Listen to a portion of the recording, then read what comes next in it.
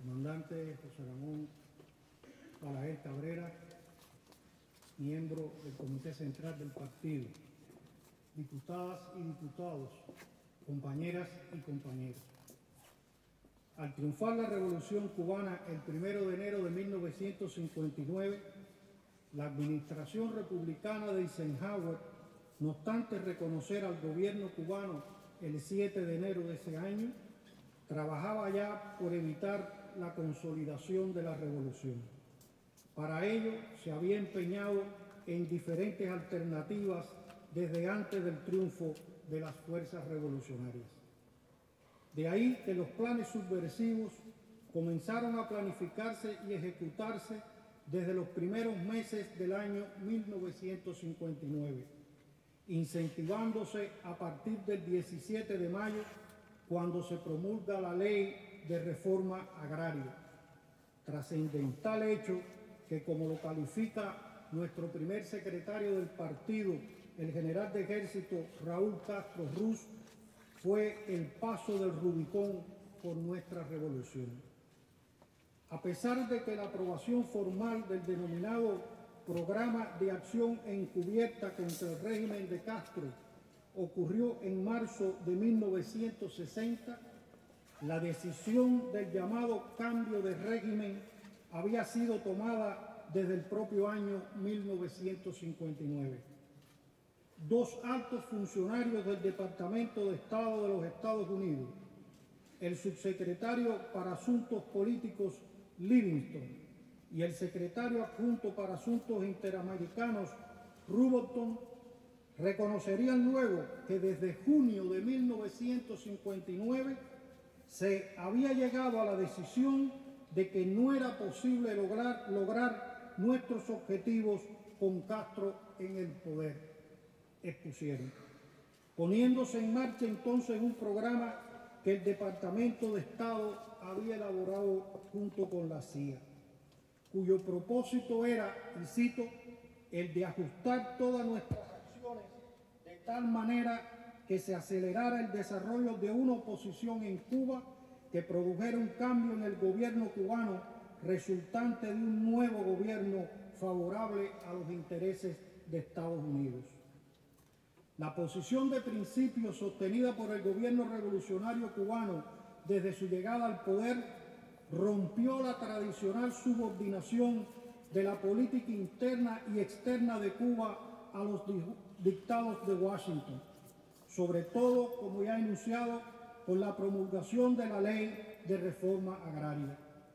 En ocasión de ello, el 29 de junio de 1959, el gobierno de los Estados Unidos hace entrega al gobierno revolucionario de una nota diplomática donde expresa, y cito, los Estados Unidos reconocen que según el derecho internacional, un Estado tiene la facultad de expropiar dentro de su jurisdicción para propósitos públicos y en ausencia de disposiciones contractuales o cualquier otro acuerdo en sentido contrario.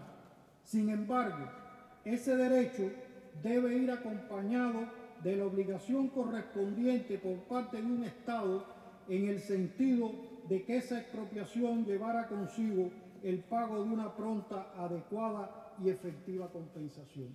Fin de la cita.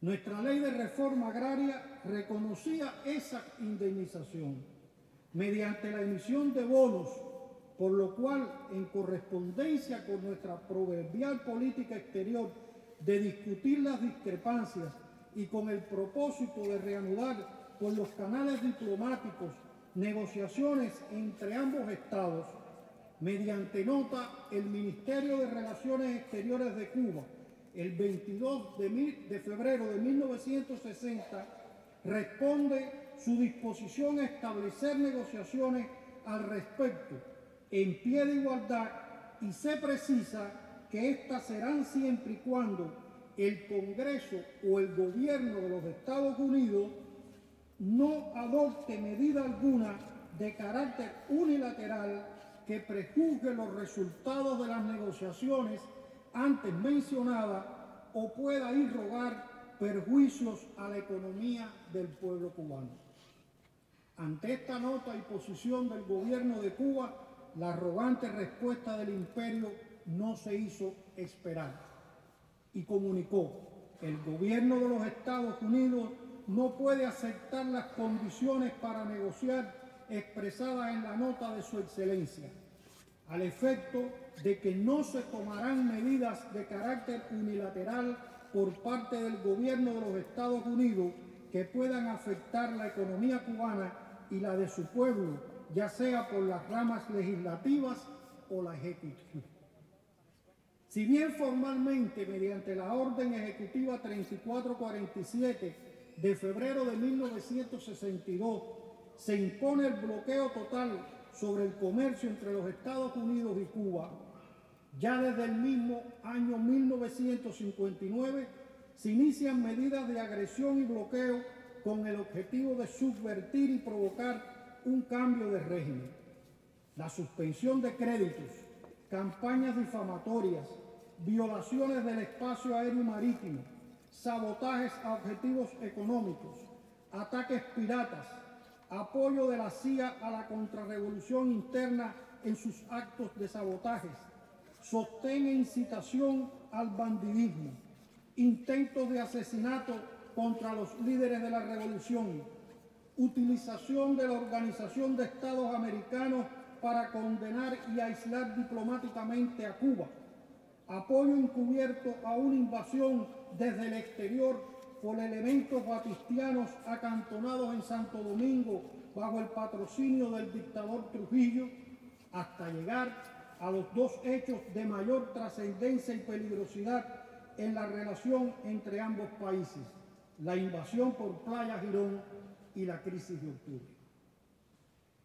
He de mencionar que el 6 de abril de 1960, un informe de un funcionario del Departamento de Estado reflejó: la mayoría de los cubanos apoyan a Castro. No existe una oposición política efectiva. El único medio previsible para enajenar el apoyo interno es a través del descontento y el desaliento basados en la insatisfacción y las dificultades económicas. Merecen mencionarse muy especialmente las medidas adoptadas entonces por la administración estadounidense para asfixiar la economía cubana. En junio de 1960, las principales empresas norteamericanas anunciaron que no enviarían un solo barril de petróleo a territorio cubano y prohibieron la utilización de sus refinerías para procesar los crudos enviados por la Unión Soviética.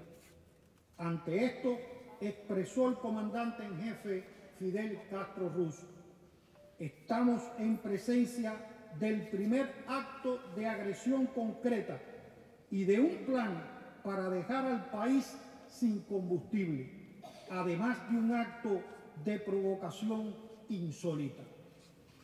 El otro elemento de coacción inicial fue la cuota azucarera. En julio de 1960, el presidente Eisenhower primero reduce la participación de Cuba en el mercado azucarero norteamericano y días después suspende la cuota azucarera, reduciéndola a cero. Han transcurrido muchos años desde 1959 a la fecha, y el bloqueo económico, comercial y financiero de los Estados Unidos contra Cuba se mantiene con mayor rigor, de forma continuada y creciente. Su denuncia y condena reiterada por toda la comunidad internacional es un imperativo. Sus nefastos efectos no son solo perjudiciales para los cubanos, sino también por su intervención en terceros estados y para los propios Estados Unidos, al impedir el ejercicio a sus ciudadanos y entidades de las prerrogativas y garantías que les reconoce su Constitución. La eliminación del bloqueo económico, comercial y financiero que los Estados Unidos impone a Cuba es requisito esencial para el desenvolvimiento adecuado de las relaciones entre ambos estados. es el muro a derribar y el puente a construir entre nuestros pueblos. Es el grito unánime de justicia por los hombres y mujeres de buena voluntad en todo el mundo. Porque como expresara en días pasados en la Organización de Naciones Unidas el presidente de los consejos de Estado y de Ministros, compañero Miguel Díaz-Canel Bermúdez, y cito: el bloqueo que pretende estrangular la economía cubana con el propósito de generar penuria y alterar el orden constitucional, se trata de una política cruel que castiga a las familias cubanas y a toda la nación. Consiste en el sistema de sanciones económicas más abarcador y prolongado que se haya aplicado jamás contra país alguno. Ha constituido y sigue siendo un obstáculo fundamental al desarrollo del país y a la realización de las aspiraciones de progreso y bienestar de varias generaciones de cubanos. Por eso con nuestro presidente coincidimos y reafirmamos que a pesar del bloqueo, la hostilidad y las acciones que ejecuta Estados Unidos para imponer un cambio de régimen de Cuba, aquí está la revolución cubana, viva y pujante, fiel a sus principios.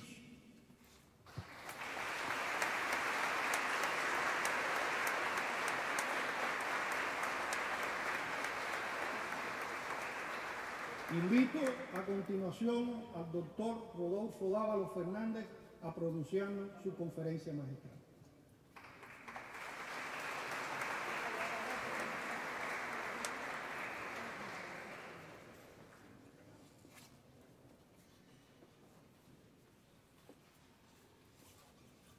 Buenas tardes, compañero Esteban Lazo, presidente de la Asamblea Nacional del Poder Popular, compañero José Ramón Balaguer, miembro del secretariado, compañera vicepresidenta y secretaria de la Asamblea, compañero Belardo, compañero Fernando, Gerardo, diputados, Toledo, Yolanda, amigos y compañeros todos.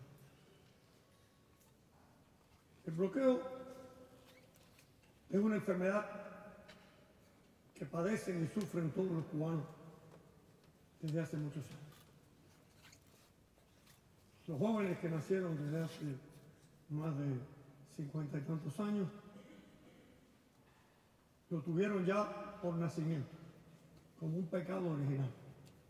Nacieron marcados por el signo maldito del bloqueo. Todos en Cuba han oído hablar de bloqueo, lo sufren, lo ven cada día. Muchos, o casi todos, saben que es injusto, dañino, perjudicial, molesto. No todos tienen plena conciencia de la ilegalidad del bloqueo, de la diferencia entre justicia y legalidad, entre lo justo, del valor justicia y del valor ley.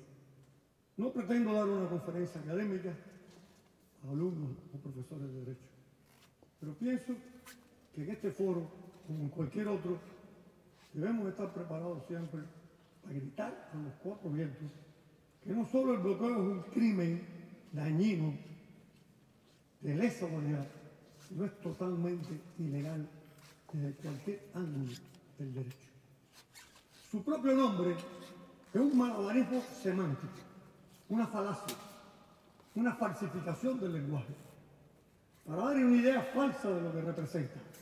Embargo es una acción judicial que se presenta ante autoridad competente para asegurar los bienes del acreedor en contra del deudor. Es una acción lícita. El bloqueo es una acción de guerra.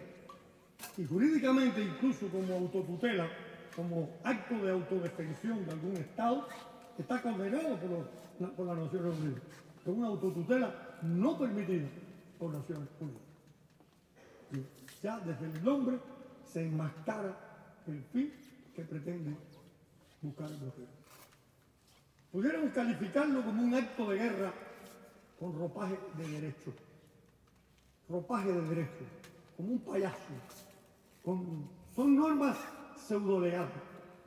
Son normas, jurídicamente hablando, de coerción económica, que no son más que medidas políticas bajo un enunciado normativo, que pretenden dar la idea de leyes, pero de dudosa legalidad, pseudolegales. El bloqueo es un acto ilícito internacional y es una aberración jurídica. ¿Por qué el bloqueo es una aberración jurídica? Todos sabemos que el Estado dicta leyes y que el Estado tiene una eficacia en su poder legislativo como atributo de la soberanía sobre un territorio determinado. Pero el Estado no dicta leyes porque tiene territorio, ni para el territorio. El Estado dicta leyes para el territorio y para las personas subordinadas a ese Estado. Se requieren dos puntos de conexión o de atribución de la capacidad legislativa del Estado: el territorio y las personas. El Estado puede dictar leyes para el territorio y obligar a todos los que viven o habitan ese territorio, nacionales o extranjeros. Sería un acto de atribución legislativa del Estado. Y el Estado puede dictar leyes para sus nacionales y perseguirlos con esas leyes, como la sombra al cuerpo, como la mochila que llevamos imaginariamente, donde quiera que se encuentre, con leyes personales. Esas leyes de carácter personal que rigen los atributos del hombre son extraterritoriales. El solo concepto de extraterritorialidad no significa ilegalidad. La exacerbada extraterritorial del bloqueo sí es ilegal, porque los Estados Unidos se han atribuido el derecho único en la historia y único en el mundo de, además de exportar maíz o trigo o automóviles, exportar normas de coerción económica, exportar normas que pretenden regular en todos los territorios a todas las personas. Y ese es un territorialismo, un extraterritorialismo exacerbado, dañino e ilegal. Esta aberración jurídica tiene sus antecedentes, que yo califiqué en un libro que publiqué hace unos años, gracias a Abelardo, entre otros, Los abuelos del bloqueo. En el año 1945, el voto famoso de un juez, Leonard Hahn, en el circuito segundo de Nueva York, expresó o dejó sentado un precedente judicial que reza más o menos así: donde quiera que haya una relación jurídica, quienes quieran que sean las partes, ¿sí? Donde quiera que haya una relación jurídica, quienes quieran que sean las partes, si afecta intereses de Estados Unidos, si ciudadanos estadounidenses se consideran afectados, las cortes estadounidenses son competentes y las leyes estadounidenses son aplicables. Doctrina de los efectos. Y 2 años después, por la vía de la ley, este es el precedente judicial que en el sistema de Estados Unidos crea ley, se dictó la Airport Control Act, la primera ley en la historia que sentó el peculiar régimen de intervención de Estados Unidos en el comercio exterior de los Estados. No existía aún la Revolución Cubana. Fidel era un joven inquieto que comenzaba sus luchas y su quehacer revolucionario.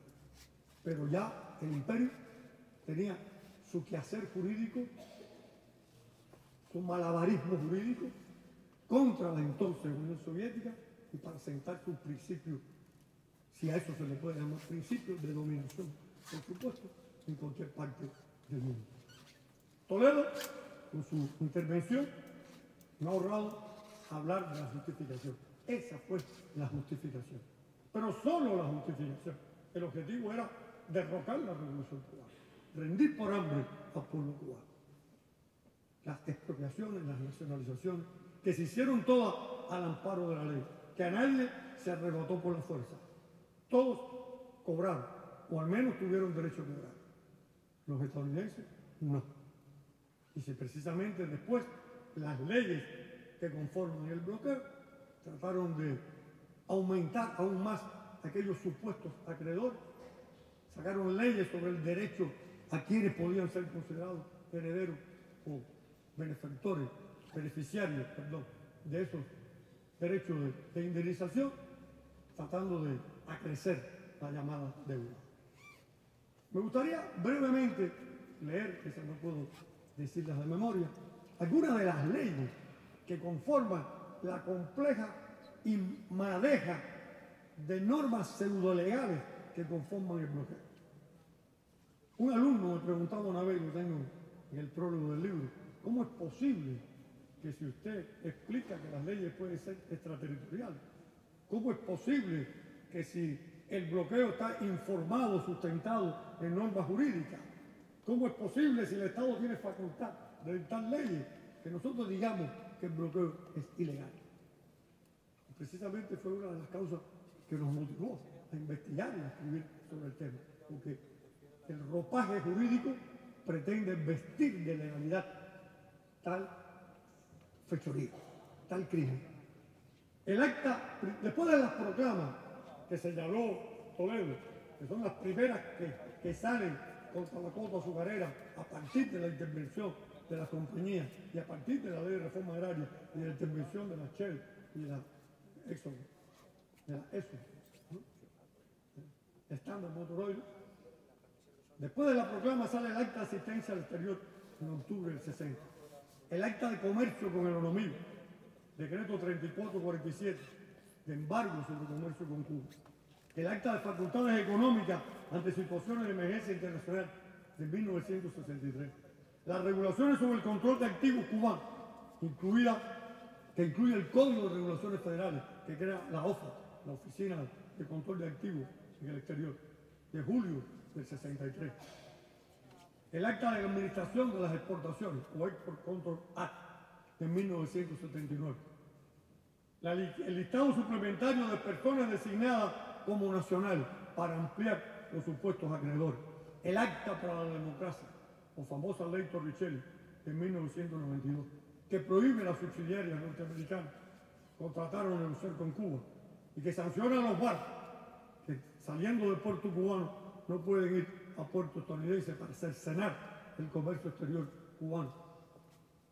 La ley Hart-Burton, o Acta para la Libertad, ¿de qué nombre? Del 12 de marzo del 96, después de los incidentes de las avionetas, que codifica y generaliza el bloqueo y que crea el llamado tráfico, o sanciona el tráfico con propiedades confiscadas, buscando amedrentar y meter miedo a los inversionistas que se acerquen a Cuba. Año 96, ya existía el decreto ley 50, ya existían las primeras inversiones extranjeras en Cuba.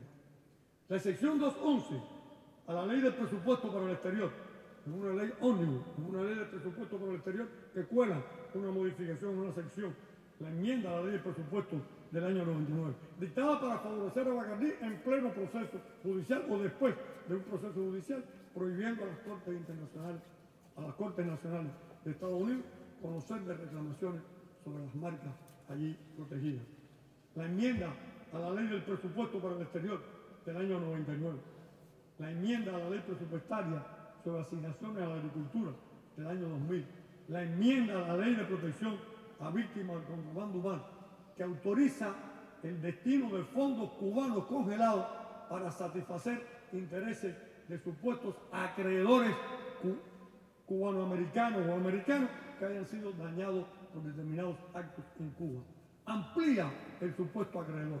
Ya no solo Cuba tiene que cuidarse de una transacción donde OFAC pueda llegar y apropiarse o sancionar o congelar los fondos, sino tiene que cuidarse que cualquiera que se considere beneficiado por una sentencia y perjudicado por una sentencia en Estados Unidos, por supuesto, o perjudicado por una supuesta expropiación o daño en Cuba, pueda embargar bienes cubanos en el exterior.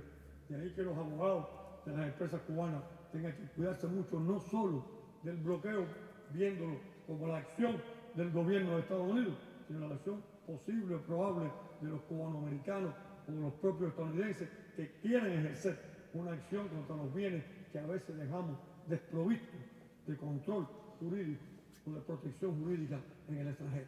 Digamos una mercancía que compramos ex-world, fuera de fábrica, y desde que la llevamos de la fábrica al puerto puede ser embargada. Y eso nos ha sucedido lamentablemente.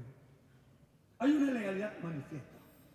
Aquí paro esta madeja compleja, como le dije, y pseudo-legal. Todas son normas pseudo-legales, porque todas son normas que exceden de la atribución legislativa del Estado. El Estado no tiene imperio, ningún Estado tiene imperio para legislar sobre todos los territorios y sobre todas las personas. Esa aberración jurídica solo se le ha ocurrido en la historia a Estados Unidos.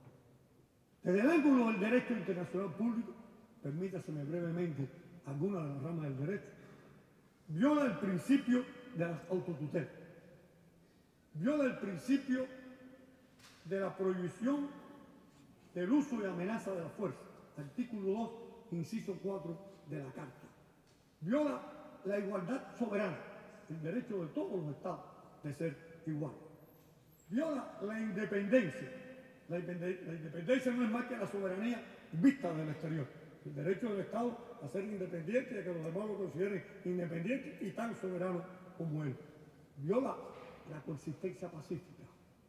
Viola el principio de no intervención.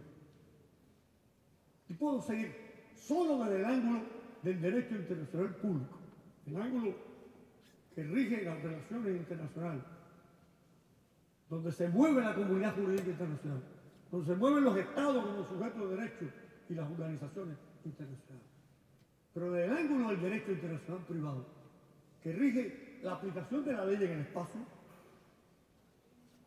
pues normas de coerción económica, normas de medidas políticas, como dije anteriormente, bajo un enunciado normativo, normas imperativas de un tercer estado que pretende introducirse en las relaciones jurídicas de otros estados que nada tienen que ver con una relación jurídica, digamos, entre Cuba y España, o en un territorio en España o en Cuba, y sin atributo legislativo alguno, interviene y aplica una medida coercitiva.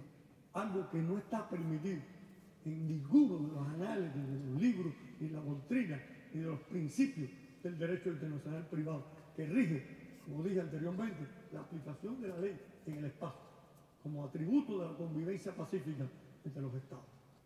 Desde el ángulo del derecho mercantil internacional, viola las reglas del comercio internacional, viola las reglas del derecho marítimo, el Tratado de Derecho del Mar y las reglas de la Constitución misma de funcionamiento de la Organización Mundial del Comercio. Y desde el ángulo del derecho interno de los Estados Unidos, la atribución exacerbada que ha subido el presidente de Estados Unidos y en algunos momentos el propio Congreso, como dicta la Helburto, viola la autoridad constitucional para reglamentar las actividades comerciales consagradas por los llamados padres fundadores en la Constitución. Algo que dejó sentado el célebre juez John Marshall en un proceso judicial famoso de Gibson versus Ogden en 1824, concentrando la facultad de regular las relaciones comerciales entre los estados solo en el Congreso. Desde el ángulo del derecho penal internacional, desde el ángulo del derecho penal, el bloqueo es un delito de lesa humanidad. Según el Estatuto de la Corte Internacional de Justicia, son crímenes de lesa humanidad, y cito, todos los actos cometidos como parte de un ataque generalizado o sistemático contra una población civil. Nuestro querido profesor Miguel Díaz Tefo, a quien siempre invocamos, como Olga Miranda o Peraza, cuando hablamos del bloqueo, cita en una de sus famosas obras el carácter sistemático del bloqueo contra Cuba, que provoca grandes daños y afectaciones a la población cubana, lo convierte en un crimen masivo, le confiere el carácter de crimen de lesa humanidad. ¿Cuál debía ser la consecuencia jurídica lógica de esta acción? Únicamente la responsabilidad internacional. La responsabilidad que tiene todo sujeto en el derecho interno ante sus tribunales, en el derecho externo ante la comunidad jurídica internacional, de responder de sus actos lesivos y violatorios del derecho. Es un ilícito civil internacional y es un ilícito penal internacional. Estados Unidos debe responder algún día por el bloqueo es la regla de la responsabilidad internacional de los Estados. Y ese es el reclamo de Cuba, el fin del bloqueo, el cese del bloqueo, el rechazo universal en Naciones Unidas. Ya 191 estados votaron en contra del bloqueo. El rechazo total y masivo de la comunidad jurídica internacional. ¿Qué requisito exige la Carta de Naciones Unidas? Me pregunto y digo, para ser miembro de la ONU, para ser miembro de la Organización de las Naciones Unidas. 1. Ser Estado amante de la paz. 2. Cumplir las obligaciones de la Carta. ¿Es Estados Unidos un Estado amante de la paz? Es una ironía. ¿Es Estados Unidos un Estado que cumple las obligaciones de la Carta? Es una fechoría, es todo lo contrario. ¿Tiene estos requisitos? La respuesta es un rotundo no. Por eso, con toda seguridad, sin temor a equivocarnos, en cualquier foro, en cualquier lugar, podemos reclamar el cese del bloqueo, no solo por injusto, por ser un crimen, que crimen es lo injusto e inhumano, sino por ser totalmente ilegal desde todos los ángulos del derecho. Muchas gracias.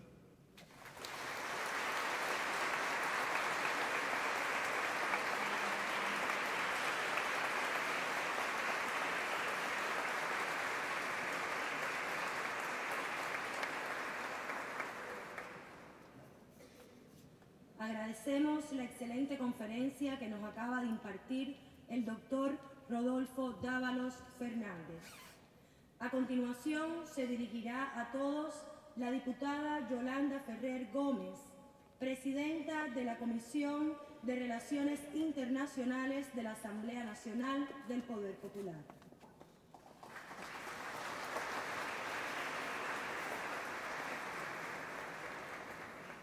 Compañero presidente Lazo, comandante Balaguer, compañero Abelardo, Fernando, compañeras diputadas y diputados, delegados y delegadas a las asambleas municipales y provinciales, compañeros y compañeras que nos acompañan. Vamos a dar lectura al llamamiento de la Comisión de Relaciones Internacionales de la Asamblea Nacional del Poder Popular a todos los parlamentos y legisladores del mundo contra el genocida bloqueo impuesto por los Estados Unidos. Los diputados y diputadas integrantes de la Comisión de Relaciones Internacionales de la Asamblea Nacional del Poder Popular, recordando que el bloqueo económico, comercial y financiero de los Estados Unidos contra Cuba, desde el inicio de su implementación en octubre de 1960, constituye el sistema de sanciones unilaterales más injusto, severo y prolongado que se ha aplicado contra país alguno. Recordando además que esta ilegal política contra Cuba mantiene los mismos propósitos genocidas que en abril de 1960 motivaran al entonces secretario de Estado asistente Lester Mallory a reconocer que el bloqueo perseguía provocar, y cito, el hambre, la desesperación y el derrocamiento del gobierno cubano. Fin de la cita. Reafirmando que el bloqueo es una violación masiva, flagrante y sistemática de los derechos humanos del pueblo cubano y el principal obstáculo para el desarrollo de la economía cubana, así como para la implementación del Plan Nacional de Desarrollo Económico y Social, la Agenda 2030 y sus objetivos de desarrollo sostenible, significando que los daños acumulados por el bloqueo durante casi 6 décadas de aplicación alcanzan la cifra de 933.678 millones de dólares, tomando en cuenta la depreciación del dólar frente al valor del oro en el mercado internacional, y que a precios corrientes el bloqueo ha provocado perjuicios cuantificables por más de 134.499 millones de dólares, así como que entre abril de 2017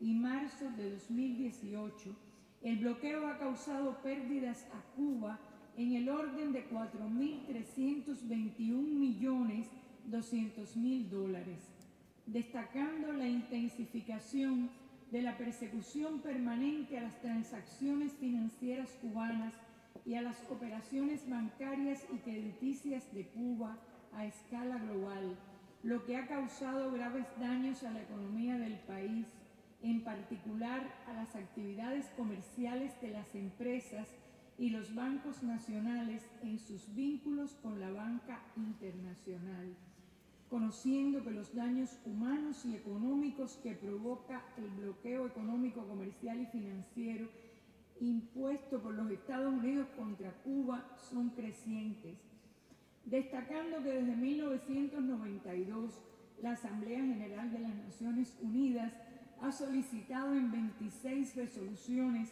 la necesidad de poner fin al bloqueo económico, comercial y financiero impuesto a Cuba por el gobierno de los Estados Unidos y que 191 de los 193 Estados miembros de las Naciones Unidas apoyaron la más reciente resolución aprobada el 1 de noviembre de 2017, conociendo que se ha producido un retroceso en las relaciones bilaterales entre los Estados Unidos y Cuba y que el gobierno estadounidense ha decidido endurecer el bloqueo económico, comercial y financiero mediante la imposición de nuevos obstáculos a las ya limitadas posibilidades de su empresariado para comerciar e invertir en Cuba y de restricciones adicionales a sus ciudadanos para viajar a nuestro país.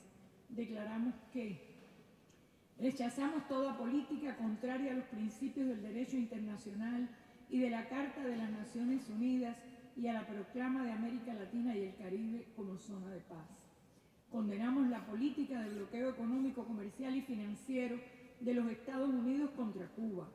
Invitamos al Congreso de los Estados Unidos a atender el sentir mayoritario de amplios sectores de la sociedad estadounidense que abogan por el fin del bloqueo y así poner fin a esta política anquilosada contra Cuba. Exhortamos a los parlamentos del mundo a reforzar el reclamo internacional para poner fin a esta política lesiva de los derechos del pueblo cubano y de terceros estados, y convocamos a los parlamentos y las parlamentarias y parlamentarios de todas las naciones a pronunciarse, alentar y respaldar a sus respectivas cancillerías en el apoyo al proyecto de resolución titulado Necesidad de poner fin al bloqueo económico, comercial y financiero impuesto por los Estados Unidos de América contra Cuba, que se presentará nuevamente ante la Asamblea General el próximo 31 de octubre de 2018. Comisión de Relaciones Internacionales, La Habana, 5 de octubre de 2018, años 60 de la Revolución.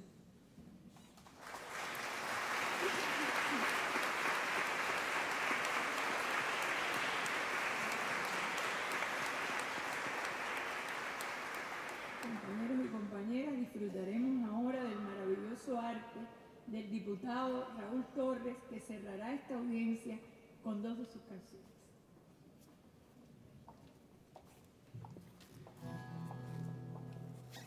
Esta primera canción es un tema que compuse hace varios años, pero que viene muy bien para este tiempo, para esta época. Es una suerte de respuesta a otra canción que escuché de un compositor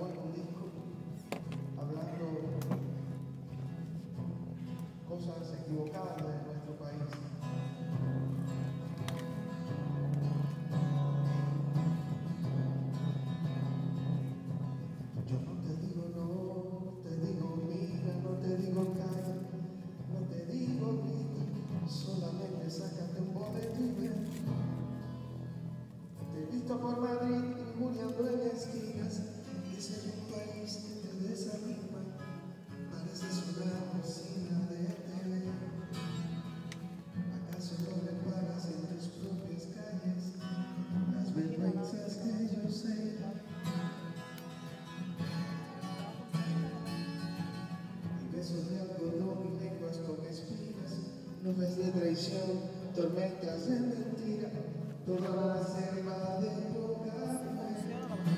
En tu corazón yo sé que hay una alerta y que en el fondo quieres venir a esta tierra, prueba ver cuánto vas a perder. Pero promete que dirás a la vuelta esa verdad de luz, esa verdad honesta, y no los improperios que escuché.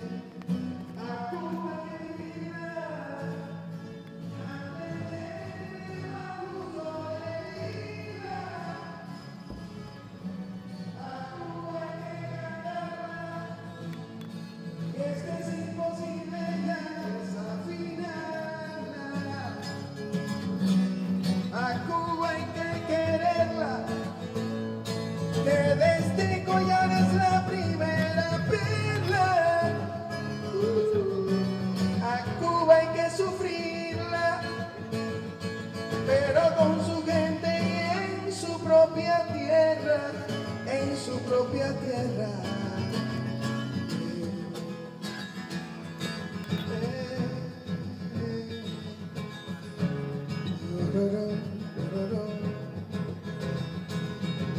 Yo no te digo que esto sea un paraíso, te digo que es otro tipo de hechizo.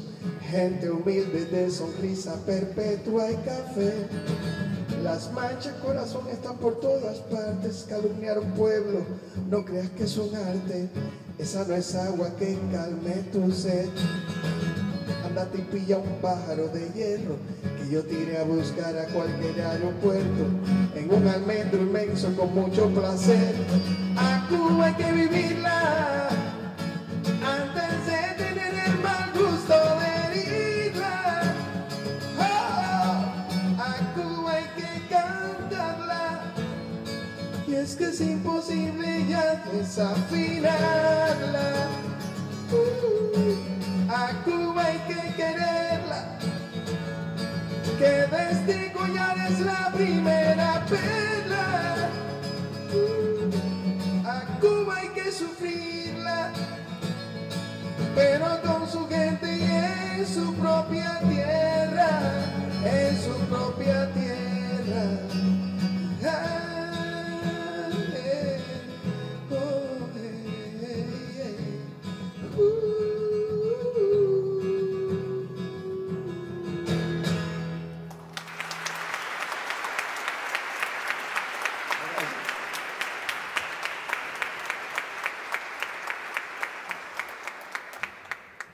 Hoy la canción que le hicimos los cubanos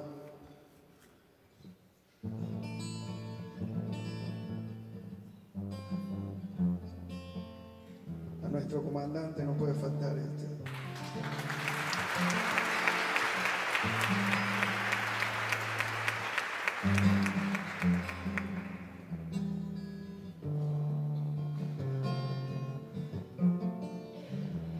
Cabalgando con Fidel.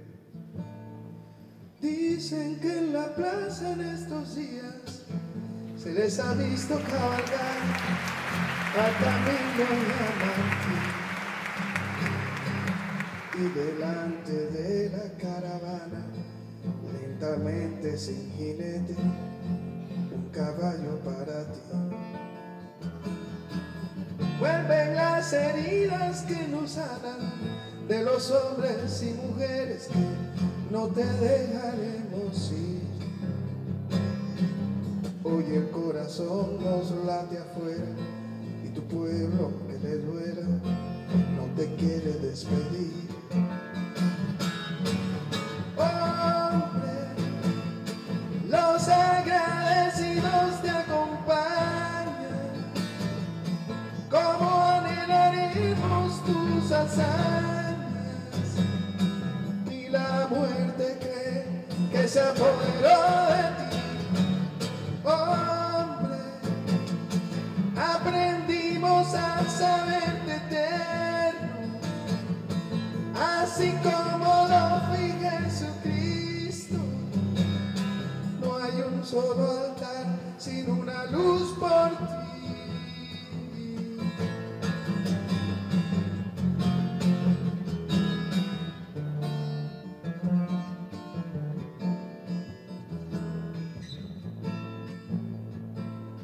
No quiero decirte comandante, ni barbudo ni gigante, todo lo que sé de ti. Hoy quiero gritarte, Padre mío, no te sueltes de mi mano, aún no se anda bien sin ti. Hombre, los agradecidos te acompañan, como anhelaremos tus hazañas, y la muerte cree que se apoderó de ti. Hombre, aprendimos a saberte eterno, así como lo fui Jesucristo. No hay un solo altar sin una luz por ti.